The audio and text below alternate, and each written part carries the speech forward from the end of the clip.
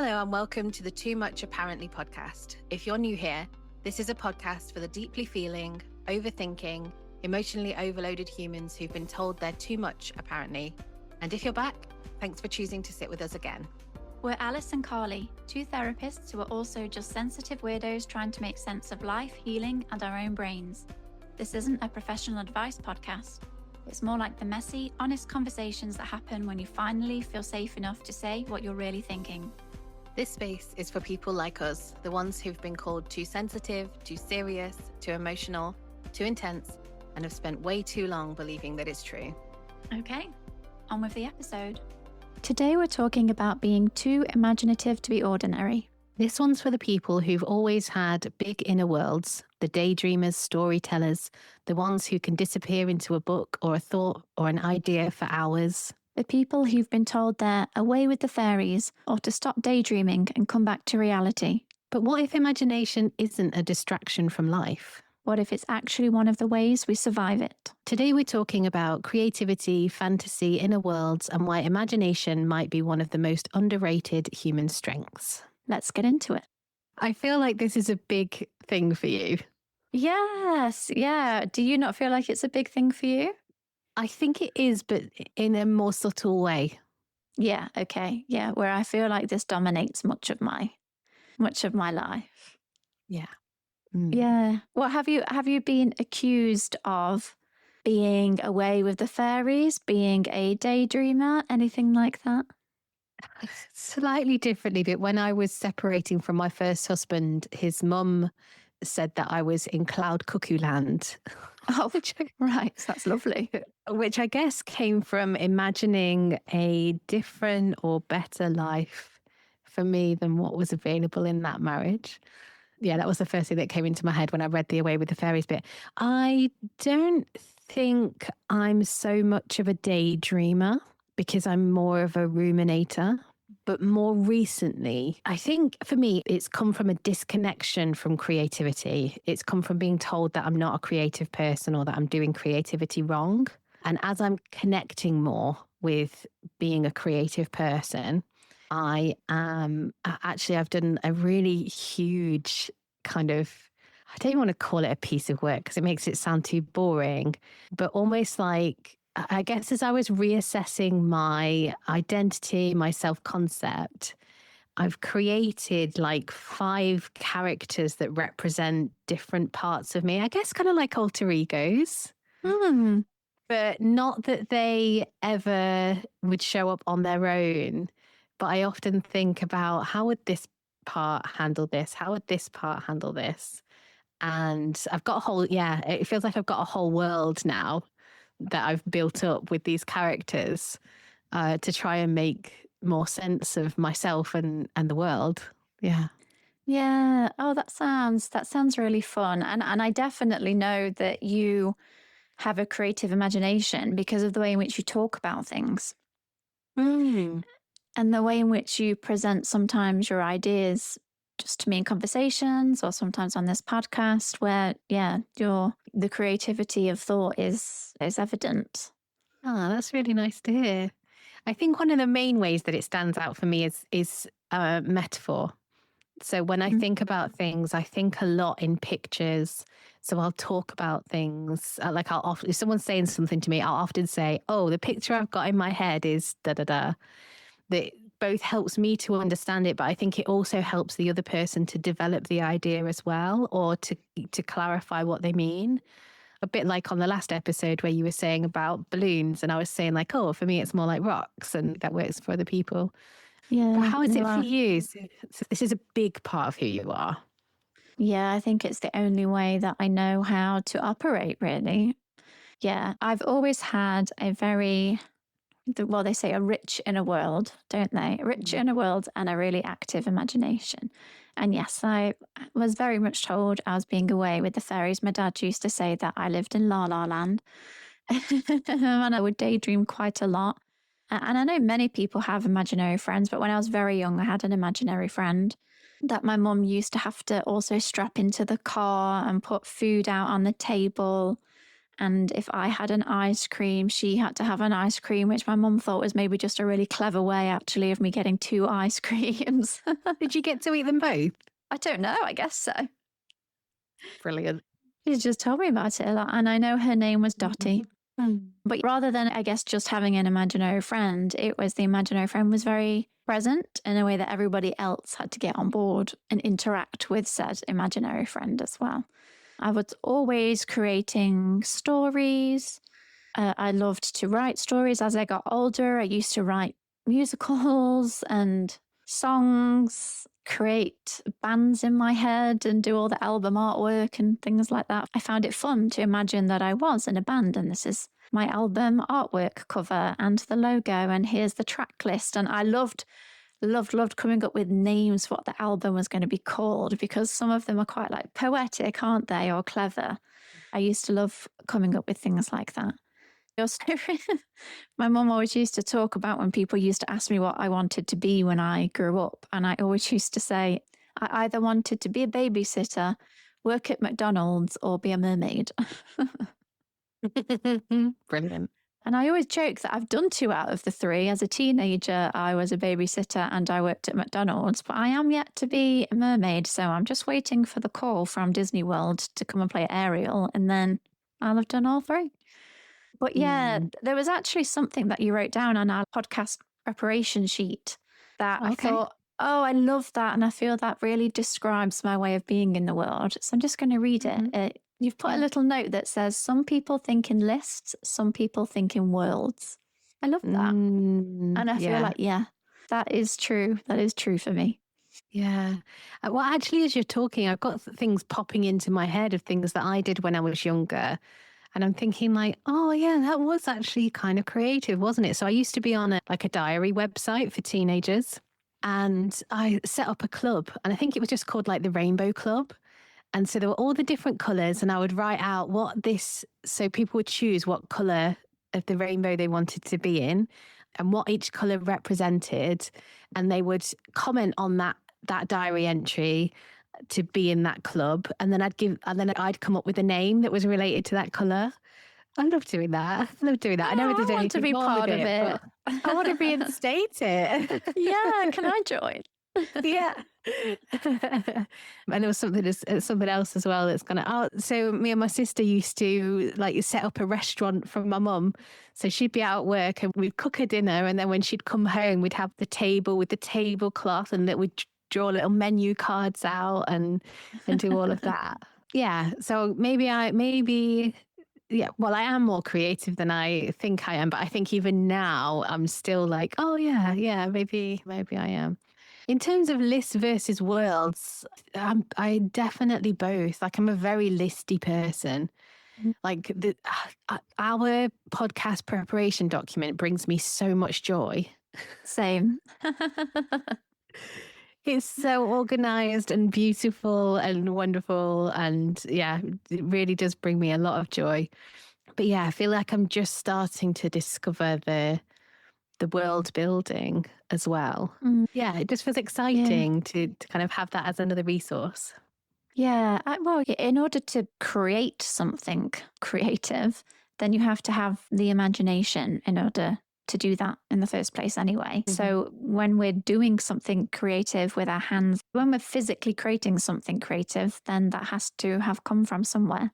Yeah. And I think being creative of thought, and so many people experience really rich internal worlds where sometimes our inner worlds are better than the outer worlds, which is something that I struggle with. If you are someone who is, it comes back to the C's again, curiosity, creativity, and being open to experience, I think you're more likely to be highly imaginative. And I know for myself that I am very much a storyteller in the way in which I think. I am very visual, as you were saying. Metaphors come to me all the time. The way in which I think about things is often through a metaphor that has played out in my mind, like a movie or a series of clips, something like that. I can imagine lots of different scenarios, lots of different possibilities, alternate realities in my mind. And because of that, and because my mental imagery can be so vivid, yeah, it just means that you can be in your head daydreaming an awful lot of the time. Mm. Yeah. So what I was thinking about there was like part of me wants to share like the characters I was talking about and the worlds that I've been creating, and but I also feel incredibly protective of them, and I wonder if that's the same for you. And I guess it can't be the same for everybody, can it? Because I'm thinking about like fantasy writers, or not even fantasy writers, just, story writers at all. They are essentially creating this world, creating these characters, and then putting them out where they will be judged. It's not so much about judgment for me because it's so personal, it's almost irrelevant what anybody thinks about it. But there's also something really kind of precious and private about it. And I wonder if you have that. Yeah, I wonder if you have that at all with your worlds that you create. Um, I'd say yes and no. I would say some things I quite like sharing about and talking with other people, and some things maybe do feel more private. The things that are more private, I don't know, you've really got me thinking now. Yeah, I guess there are aspects of it that are private, but that's probably more things that I'm trying to figure out for myself. There's the fantasy element of being in my own head, where my imagination plays out through fantasy, through world building, playing out different scenarios, imagining different lives for myself. I mean, in my head, I've probably lived hundreds of different lives. And then I also know that for me, and I know that it's very much true for, highly sensitive and reflective people, imagination and being in my own mind is a way for me to process life and process my emotions and things that are happening. So Yeah. if I am processing things related to life, then that might be more private because that might just be something that I'm working through on my own and in my own way, when, Mm. my thoughts are my own thoughts. But fantasy related scenarios may be the things that I share with people around me, or at least like one or two people, not everybody. Mm. Yeah. Yeah, it's quite unusual for me because I feel like I'm not a very private person. Like I'm usually quite happy to talk about all different kinds of things. But yeah, there's something about this that just feel like it's mine. Always like sharing it with other people might change it. So yeah. Yeah. It's Yeah. just mine. Well, one of the things that I stumbled across recently was finding out that I might have hyperphantasia. So tell us what that, I know what that means, but there might be people that are listening that don't know what that means. So tell us what you mean by hyperphantasia. Yeah, well, I only came across it within the past year or so. I had known about aphantasia, which is where people don't have a mind's eye and are Mm. unable to conjure images either at all or they're not very clear, which as someone who is highly visual, I found fascinating and absolutely baffled me how people can't see Mm. pictures in their mind. But I have a friend who has aphantasia, so we've often spoken back and forth about what that's like. I love the Mm. idea that we all assume everyone's inner worlds are the same and that actually Yeah. they're so different. Like some people have an internal monologue, some people don't have an internal monologue, some people see in pictures, some people don't. Absolutely fascinating. And I've always just assumed it's the same inside everybody's head when it really Mm. isn't.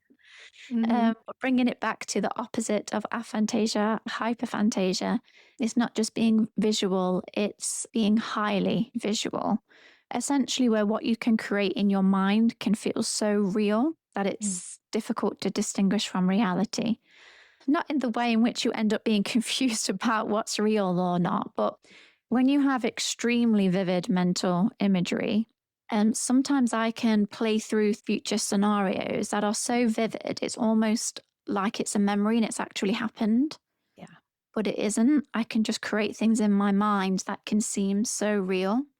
So when I'm daydreaming about something really pleasant, I can almost come crashing back to earth afterwards with a great sense of disappointment because it felt like I Mm. had it, Mm. but I Yeah. didn't. It was just in my head. It's just, Mm. it's weird to put into words, but I saw a video about it once where, when we do guided visualization and how we might do it in therapy, and we talk about feeling the warmth of the sun on your face, hearing the sounds of the birds, reach out and touch this and how it feels. Some people just can't do that. And some Mhm. people can when they really think about it. For Fantasia, it's natural. You don't have to Mhm. intentionally do it. Just the moment you think about something, you think about it in like full HD 3D. Mhm. Whereas other people might be able to access that when they try to intentionally and really think about it.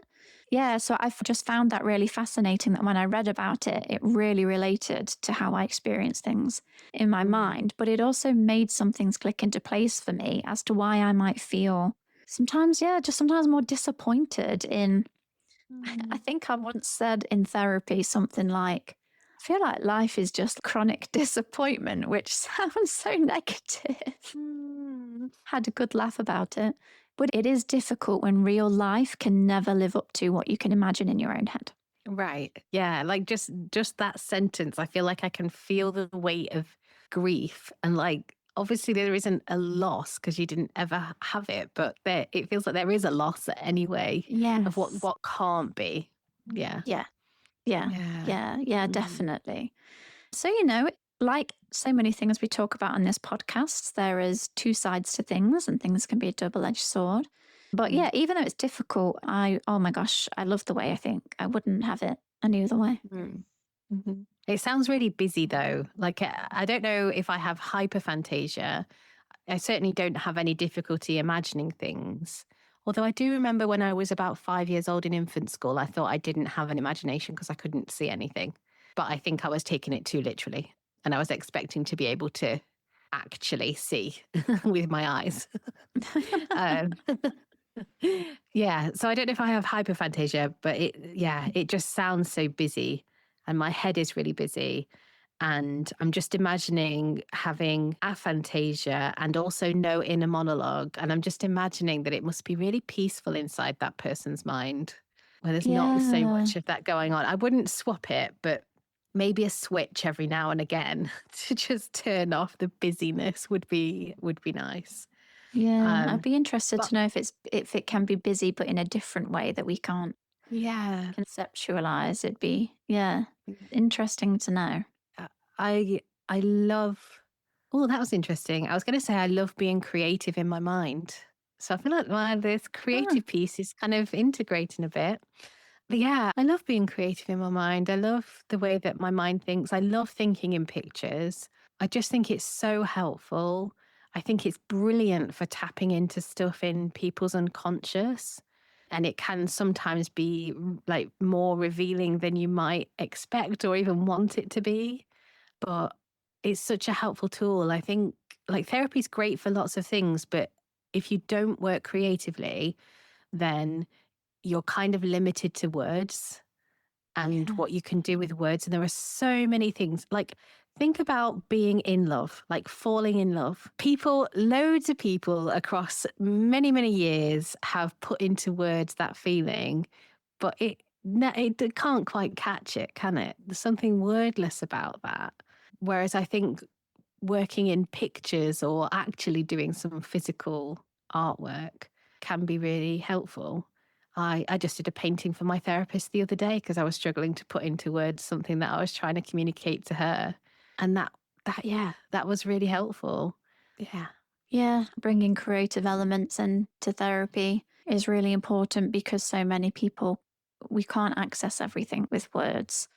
Yeah. And sometimes it's difficult to describe a feeling or just something that's going on in our inner worlds in a way that sometimes we can access through Mm. creative methods that you do not have to be good at. You can draw a stick figure, it can be a section of a piece of music or something someone else has managed to put into words and lyrics or Mhm. poetry or something like that. The human psyche is just incredible, isn't it? And we need to have lots of different methods for Mm. accessing it. But I think if you naturally are someone who is more creative in thought and things can come to you in different forms and different shapes and way of explaining things, then Mm. I do think it can be easier to understand yourself and you can find it easier in therapy. Mhm. Yeah. Yeah. So one of the main things that I do in therapy is I get people to imagine their inner critic voice as a character. And sometimes Mm. I'll get them to draw it out. Yeah, I think I said a couple of episodes ago about having like a collection of them in my head. And it's like I can see them all like in a little group. And that can be so helpful to really be able to separate out like what's me and what's this voice. And I do that with lots of different parts, but more consistently with the critical part. Mm. Um, yeah. Yeah, I do similarly with emotions and also with the compassionate part as well. Yeah, anything like that can be really helpful. But Mm-hmm. being able to do things differently, tackle things from a different perspective, think outside the box, imagination really does help with problem solving, finding different solutions to things. And coming up with new ideas. All of the new technology and developments and scientific discoveries, were all initially born out of people's brains, being able to imagining something and then making it real. Mm-hmm.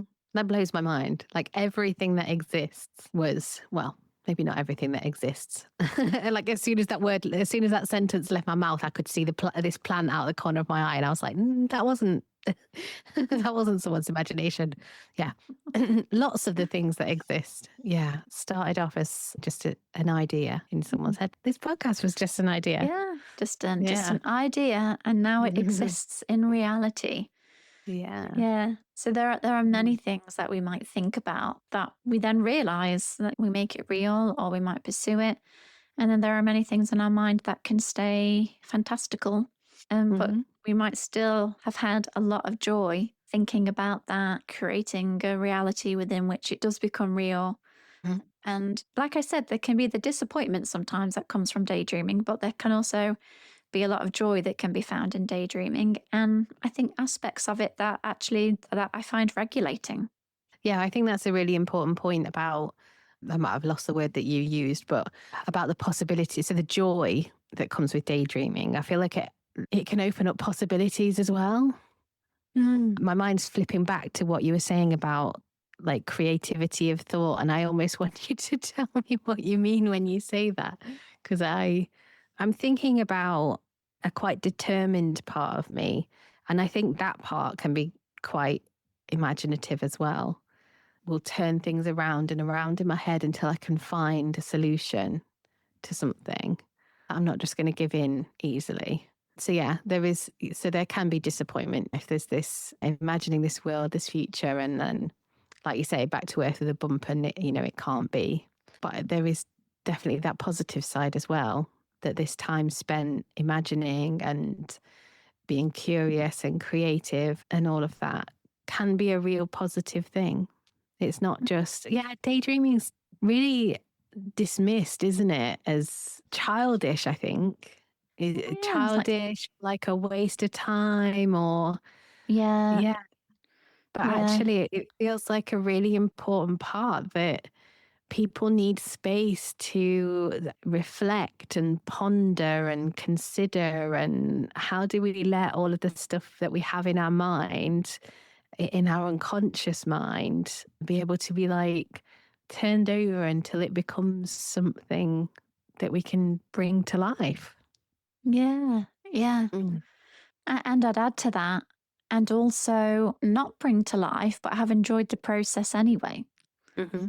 I have very much learned that I take so much enjoyment in planning to do something, Mm-hmm. even when I never actually do it. Mm-hmm. I've enjoyed planning to do it. But Mm-hmm. that's where the enjoyment, like, oh my gosh, my partner will tell you, I have planned for us to buy a woodland and live in a lodge. And I can tell you, well, I've got a list somewhere of all the legal things I'd have to do in order to be able to do that. I have dreamed about us living on a canal boat and building a tiny house, doing up a van and going off traveling. There are several countries that I fully mapped out what we would need to do to move there. And so this all starts in my imagination, where I'm then almost playing out the life that I would be living in these places, which is, of course, always through the rose tinted glasses of how amazing it would be. There are no Mm-hmm. problems in my imagination. It's all amazing. And I play it out so much that it feels like such a good thing, or how happy I will be if I then do that. And I play it all out. And then it leaks into real life where I actually start researching and looking at what you would have to do and what the logistics are. And usually real life ends up ruining it because you can't just buy woodlands and do whatever you want with it. You have to have planning permission. And if you want to get water to the property, that's going to cost you tens of thousands of pounds. So reality usually comes in and stomps all over my dreams. But I've never followed through with those dreams. And I used to carry shame about that because I used to feel like I was somebody who says they're going to do all these things and never does any of them. And I Right. felt like it said something negative about me that I had all these dreams that I never did. Hmm. Whereas in reality, I learned that actually many of the things I've dreamed and wanted to do, I have then done. This is less about that being definitely what I want to do and more Hmm. about the enjoyment that I get about creating different lives for myself in my mind. Right. Yeah. And you said about not necessarily bring them to life, but actually, even if you don't bring any specific plan to life, what I wonder about is, so when you've done this plan and it's made you really happy and you've gotten a lot of enjoyment from it, what happens to that joy when you come back to Earth and you've enjoyed it? So you're in a good mood and you're happy, and that's going to have a positive impact on your relationships, and who knows what other bits of, like, what bits of that plan could come to life in a different way. Or yeah, it feels like you've created joy. You created joy that is real life, even if the plan itself isn't. Yeah, no, yeah, Mm. yeah, that's really true. That there's something has been born out of that that then has Mhm. fed into real life. And yeah, my partner always says once I've stuck with one idea for 6 months, then he'll commit to saying yes and doing that idea with me. But yes, to date, nothing has lasted as long as 6 months. I'm usually on to daydreaming about the next thing. But yeah, Mm. that is where you're right with what you said before about daydreaming being positioned as a waste of time, because this just goes back actually to what I was just saying. Because we live in productivity culture and under capitalism, everything that you do must have a use. It must be useful and it must produce something. Mhm. And unless you're dreaming about something to make it a reality, quote unquote, not useful, not Yeah. a productive use of your time. Yeah. And I think that's then where the message comes from about, yeah, ultimately about it being a thing to not do or do less of, Mm. rather than actually some of us get so much from allowing ourselves to daydream, to create in our minds. And sometimes because it might be regulating, might bring about really nice positive feelings, we might find it fun. Mhm. And sometimes, I've realized I've certainly used fantasy as also a form of escapism when the real world is tough and it's difficult. It can be, yeah, nice to actually have a place you can retreat to inside your own mind that Yeah. supports you during those difficult times. Yeah, yeah. Just it sounds so helpful. And the word radical is in my head. To daydream is like a radical act against capitalist culture, productivity culture. And therefore, I'm all for it. Yeah, and I Mm. really do believe that staying connected with your imagination means you're more likely to also then to be connected to joy and playfulness. I talk a lot about how we feel about the importance of play Mhm. and awe and wonder, and sometimes also some of those more childlike qualities that just feel really good. Feels like there's an important difference between childish and childlike. Mm. I often try and point this out to people that I work with, that being childlike doesn't mean being childish. No, childlike to me, the word that comes to my mind is free. Mine's Well, play. Mm. yeah, yeah. Yeah. Well, I think to play involves a certain amount of being free, being able to let go. Yeah. Yeah. Same with awe and wonder and Mm. yeah, and all of those things. So, yeah, you're never freer than you are within your own head, I Yeah. guess. You'd hope. Yeah. Yeah, yeah, you'd hope. Yeah. Yeah. Yeah. I just think that's so important. And I don't think we talk about it enough. And I don't think society talks about it enough. And of course it doesn't, because, like you say, we're constantly pumped with a media that is trying to reinforce making money and being more productive. But I Mhm. think fun and creativity and play and freedom are essential parts of feeling emotionally and psychologically well. There Yeah. has to be time for that. There has to be time for expression of feels like life force. I think that's what it comes down to for me is about life force. So when I think Yeah. about all of these different plans that you have and all the worlds that you're creating, part of the question for me is like, what is it?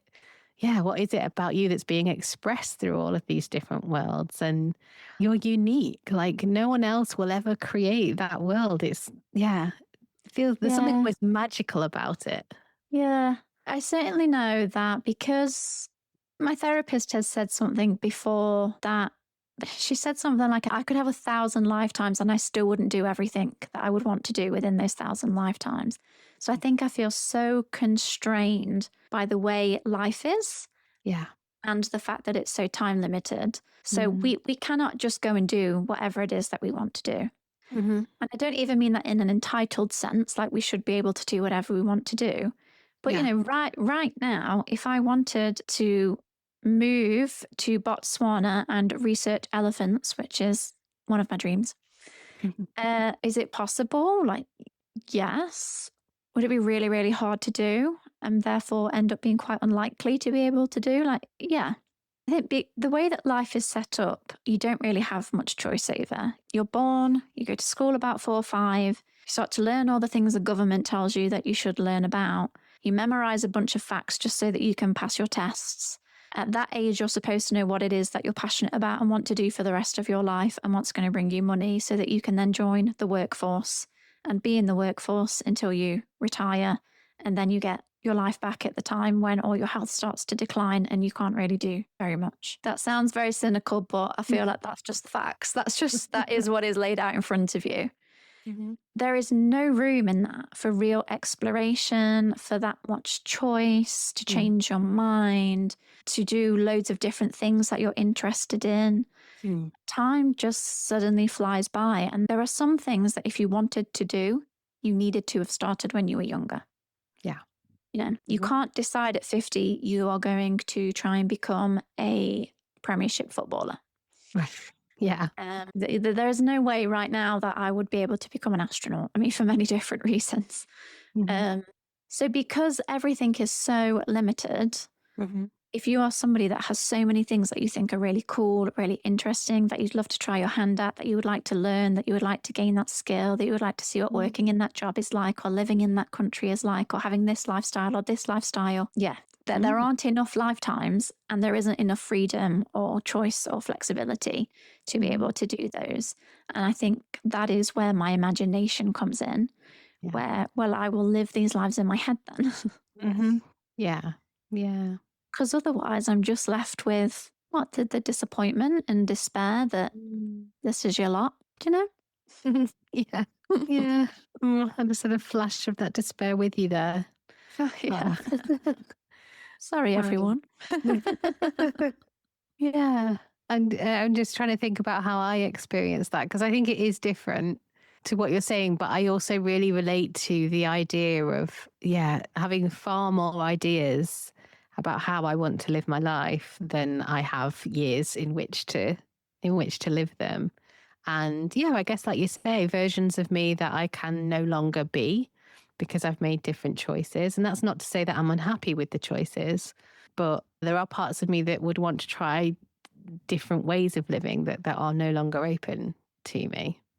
And I think that gets worse as you get older as well. Like more and more doors close, I guess. Yeah. Maybe some other ones open as well that I'd never even thought about. That feels important to mention. But yeah, I suppose so. Listening to you talking about that also makes me think about storytelling. So partly I was thinking about, I think part of the reason that I love to read is because it offers different worlds, and I often feel so sad at the end of a book, and there's no more of that character's story, and there's no more of this world that I've just been walking around in with these characters. But Yeah. also moved me on to thinking about storytelling as a way of understanding the world. I think that if we just think about children and the books that we read to children, there's so many stories about what it's like to be a social being in society, things that they may not get introduced to in their own little pocket of the world that I think so again, I think that's like magic as well. Like someone's had a spark of a thought and then like captured it on paper and then sent it around the world. And now you're reading somebody else's thought. Yes. That's so cool. Yeah. And also that those thoughts have the power to change the world. Yeah. Yeah, there's the whole element that can stay fantastical. There's the part that supports you with your own regulation on a day to day basis. There's the part where you get ideas that you do then actually turn into reality, create, or live by. Yeah. And then there are those ideas that genuinely have gone on to shape the world around us, change the way people view and think about things. It's interesting actually, because I just read an article this morning where a bunch of authors had decided on what the most life changing books were that they'd ever read. And, it was kind of a list. And I was just reading through the list and I was curious about what it was about those books that had such a profound impact on people. But it just comes back to, well, it just makes you think, what would the world be like if we didn't have really imaginative people in it? Mm. Boring. It would be boring. Yes.